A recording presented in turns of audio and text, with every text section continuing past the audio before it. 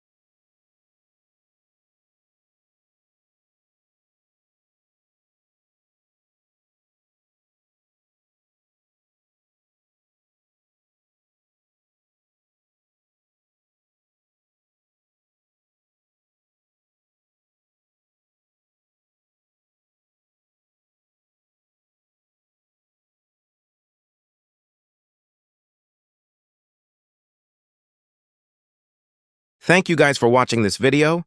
Sorry if tutorial is bad, but I tried my best. Bye.